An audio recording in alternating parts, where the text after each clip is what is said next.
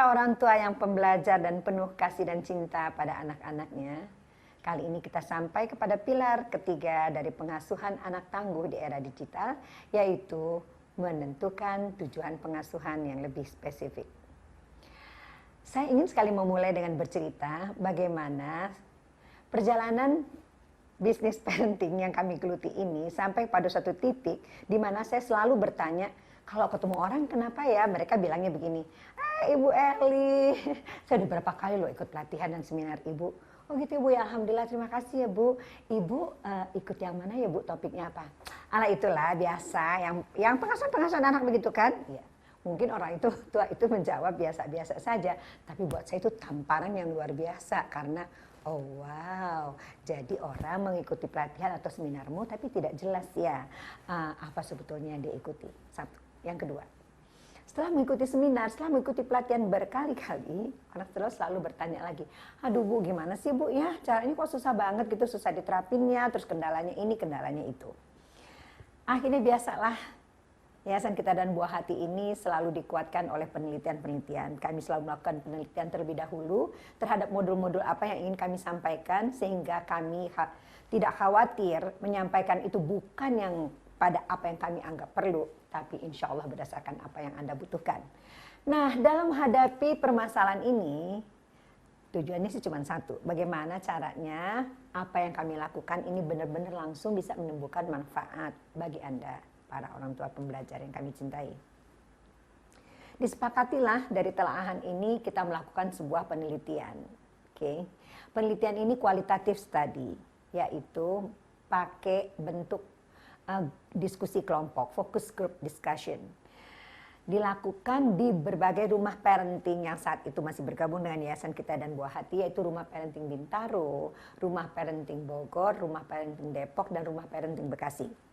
Siapa audiensnya? Audiensnya adalah ibu-ibu muda berusia 25-40 tahun, kelas menengah bawah, menengah atas, punya anak dari TK sampai SMP, bekerja dan tidak bekerja. Sebetulnya kami ingin melihat berbagai macam aspek dari pengasuhan yang mereka lakukan, tetapi juga kami ingin tahu sebetulnya di mana ya gitu loh permasalahan ini, kenapa ya belajar dan tapi ilmu ini sulit diterapkan. Tentulah ada sebabnya. Lalu saya yang memulai melakukan grup pertama. Dan saya mengikuti pelaksanaan grup-grup berikutnya. Apa yang sangat mengejutkan saya adalah ternyata para orang tua ini tidak merumuskan tujuan pengasuhannya secara spesifik. Ya, umum-umum aja. Jadi kepengen anak soleh-soleha.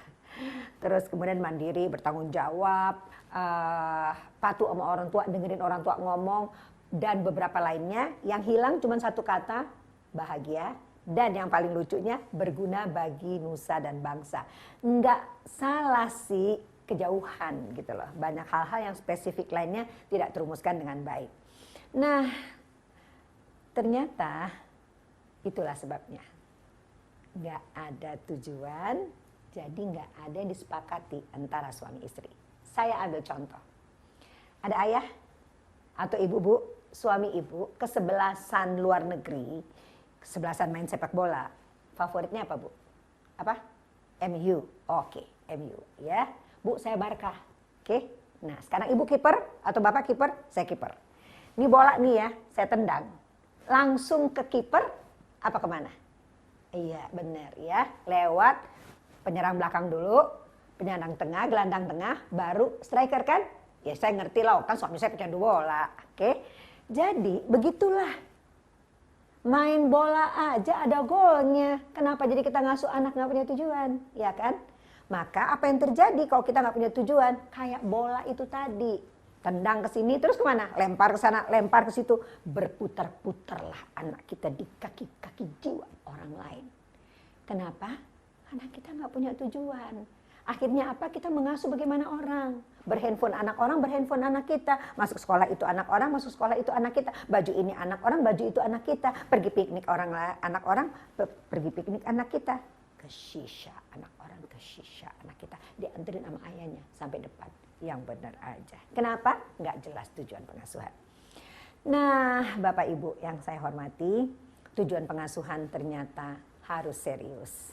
Ya, itu dibedakan berdasarkan otak yang diciptakan Allah berbeda. Allah menciptakan otak laki-laki dan otak perempuan berbeda. Artinya jadinya mengasuh mereka juga berbeda. Ya kan? Kata-kata yang digunakan juga jumlahnya berbeda. Kalau ngomong sama anak laki-laki dan ngomong sama anak perempuan. Fitrahnya ya.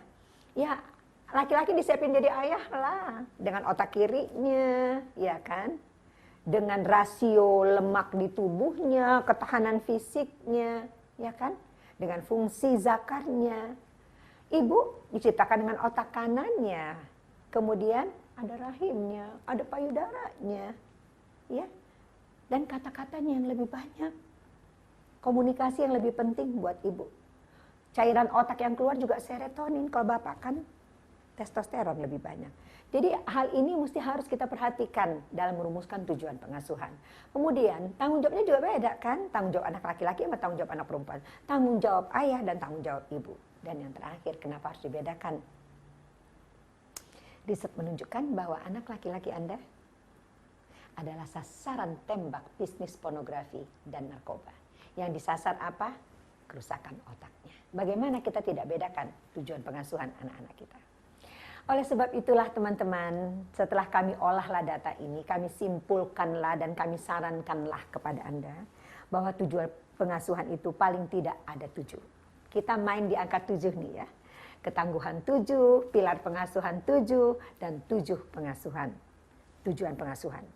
1 adalah, yuk kita letakkan dasar tujuan daripada pengasuhan kita yang pertama adalah menghasilkan anak yang imannya lurus. Ya, karena banyak sekali gangguan untuk membelok-belokkan keimanan anak kita. Kemudian ibadahnya baik, akhlaknya mulia. Itu dulu.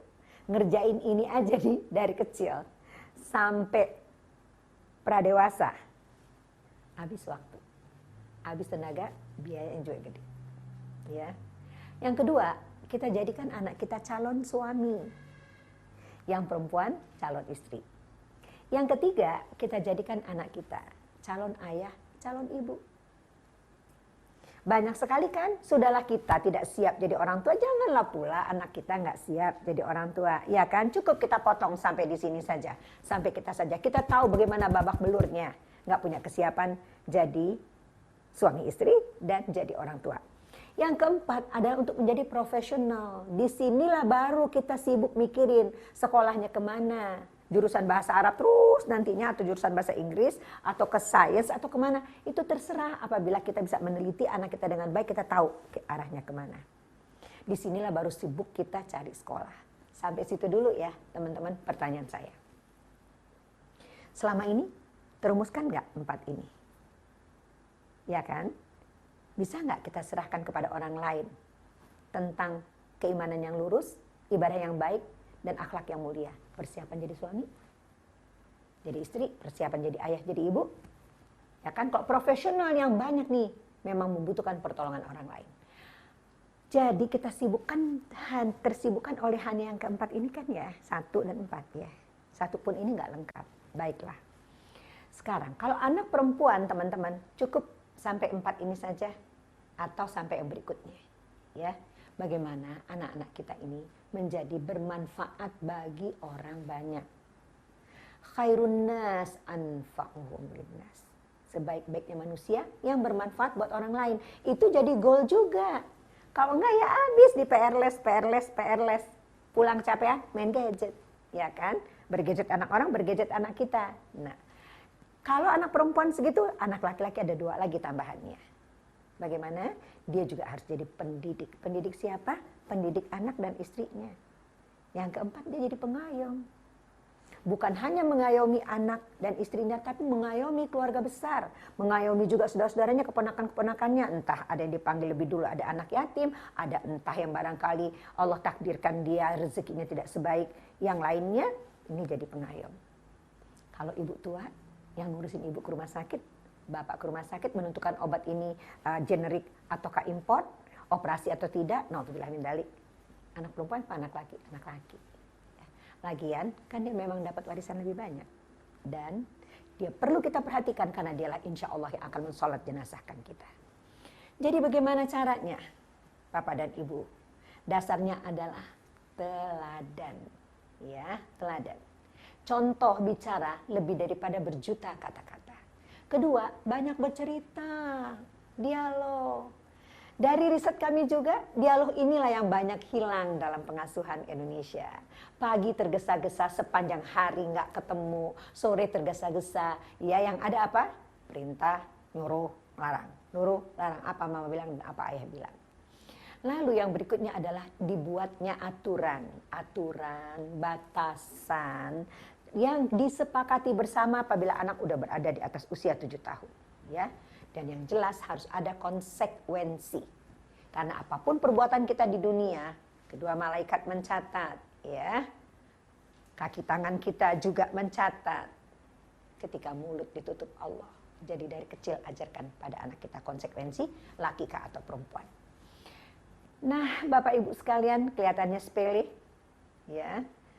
Semuanya akan bisa kita lakukan apabila kedua ayah dan ibu bekerja sama, mendidik, mengasuh, ya, dengan cinta, kasih, landasannya adalah amanah.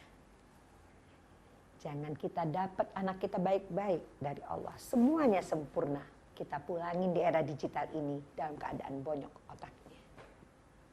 Naudzubillah min dzalik. Selamat berjuang, rumuskan kembali tujuan pengasuhan Anda dan sepakati. Jadi teman-teman, mengasuh itu juga harus seperti membangun sebuah profesi, ya.